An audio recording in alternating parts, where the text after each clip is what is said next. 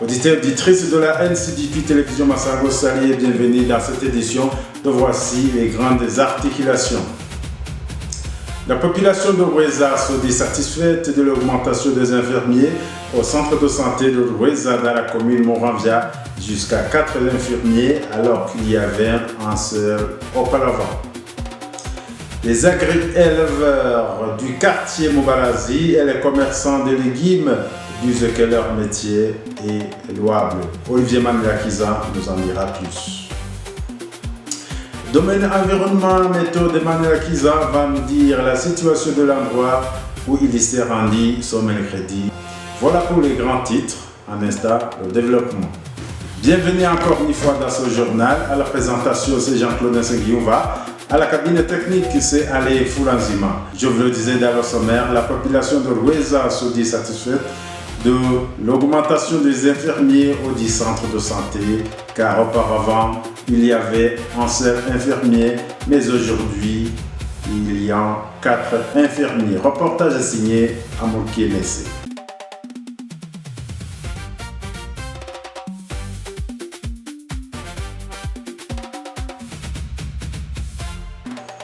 Bienvenue encore une fois dans ce journal. À la présentation, c'est Jean-Claude Nsengiouva. À la cabinet technique, c'est Ale Foulanzima. Je vous le disais dans le sommaire, la population de Rweza se dit satisfaite de l'augmentation des infirmiers aux 10 centres de santé, car auparavant, il y avait un seul infirmier, mais aujourd'hui, il y a 4 infirmiers. Les détails avec Amoké Nessé. La population qui fréquente le centre de santé de Rweza se dit satisfaite de l'augmentation des infirmiers au 10 centres de santé. C'est au moment où ce centre de santé a enregistré 4 infirmiers alors qu'auparavant, il était un seul infirmier. Quand la télévision Massango NCDP y est arrivée ce mercredi à 7h45, l'infirmier rencontré sur place nous a révélé que le CDS Rweza a un stock suffisant, que ce soit des quittances pour l'ambulance et les cartes d'assurance maladie CAM en sigle. Néanmoins, le manque de certains produits médicaux s'observe au centre de santé Rweza, mais cela n'engendre aucun problème car les responsables sont en train de trouver solution. Comme les bénéficiaires des services de ce centre médical nous ont confié l'information, les cas liés à l'accouchement sont nombreux et une fois qu'il y a complications, le transfert à l'hôpital de Moranvia est absolu. La population de Rweza demande aux autorités habilitées d'approvisionner les médicaments réellement disponibles à ce centre de santé.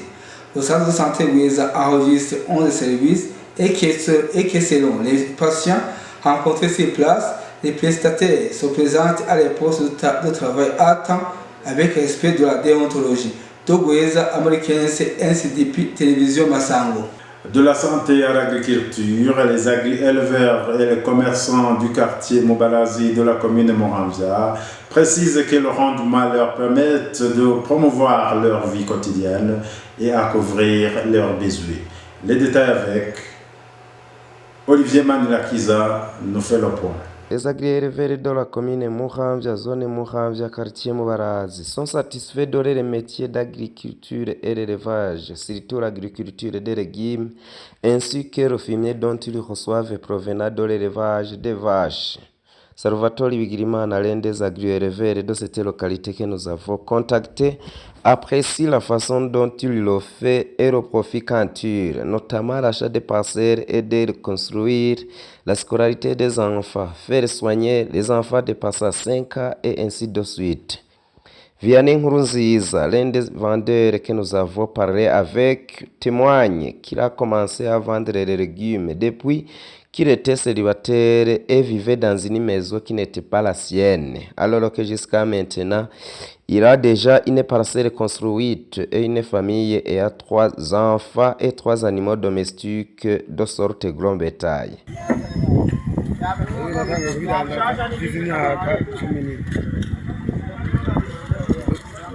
Tazana umugore mu nzu hanze ndongera ndubaka kandi beriye abana itongo ndamuguramo n'inka n'ingurube.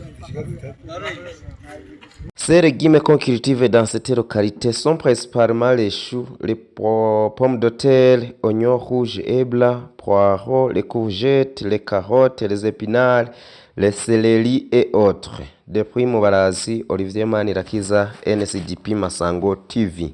Merci Olivier Manirakiza pour ton reportage dans l'environnement. La population qui possède des champs de culture à côté de la petite rivière séparant les sous-quartiers Guassazi et Teka se lamentent que leurs champs sont endommagés. Méthode Manirakiza nous fait le point. Nous sommes au bord de la rivière séparant le sous-quartier Teka et le sous-quartier Guassazi du quartier Muramvya.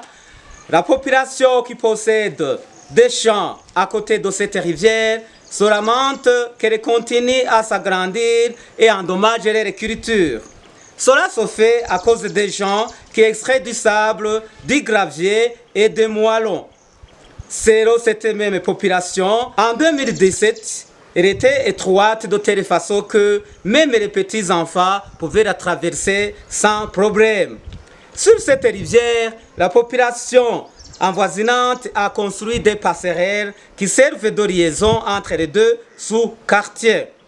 Les personnes qui extraient ces sables, carrières et moellons n'ont pas voulu dire un mot sur nos micros. Nous avons appelé le chef de service sable, carrière et mine et nous a donné un rendez-vous demain qu'il aura un mot à dire. Manirakiza méthode, NSDP, télévision Masango. Et en fait, côté éducation, certains directeurs des écoles de la zone de Chombo se lamentent du départ massif des enseignants et qu'ils ne sont pas encore remplacés. Notre stagiaire reporter à Chombo, Ezekiel Bigimana, nous fait les détails. En date du 13 avril 2026, nous avons effectué une visite au lycée communal Chombo. C'était à 6h45 du matin où 90% des élèves sont en classe en faisant de l'étude matinale. Le directeur préfet des études, le secrétaire des enseignants sont arrivés à temps. Le directeur nous a signalé qu'il avait un problème particulier du manque d'enseignants où certains enseignants sont partis mais ne sont pas encore remplacés. Il a ajouté que les enseignants sont en train de faire de la collection des examens du deuxième trimestre et la remise des copies avant que les élèves fassent la propriété. C'était à 9h précise. Nous avons continué la visite à l'Ecofo Kirinzi où le directeur et les enseignants sont arrivés à temps et sont en train de faire la collection des examens du deuxième trimestre et la remise des copies. À 10h45, nous avons continué cette visite au lycée technique communal Chombo, dont le directeur était empêché par une réunion de l'envoyé du ministère. Les enseignants qui nous ont accueillis nous ont dit qu'ils sont en train de faire la collection des examens du deuxième trimestre et la remise des copies. À 11h32, nous avons continué la visite à l'Ecofo Chombo. Le directeur, les enseignants sont tous présents, y compris les élèves. Le directeur nous a signalé qu'il avait un problème du manque d'enseignants de sciences et technologies, de français, d'anglais et de kiswahili. Là où nous avons passé, nous avons donné des conseils aux élèves d'éviter de boire des boissons alcoolisées et d'éviter de glosser ce non désiré pour les filles. Nous avons sensibilisé les concernés de conjuguer les efforts à condition que les résultats soient améliorés d'une façon satisfaisante en faisant une collaboration étroite avec l'administration locale. Merci, Biginda Ezekiel, Masango TV. C'est sur ce reportage d'Ezekiel Bigilindavi de la zone Chombo que nous mettons fin à cette édition. Merci à tous les reporters. Merci également aux téléspectateurs. Jacques de Seguion va être la présentation. À la cabine technique, Alain Franzima. Bonne suite des programmes à la NCDP Télévision Massango. Ton business est invisible et tu ne t'en rends même pas compte. Tu publies, mais personne ne voit. Tu fais des efforts, mais rien ne change.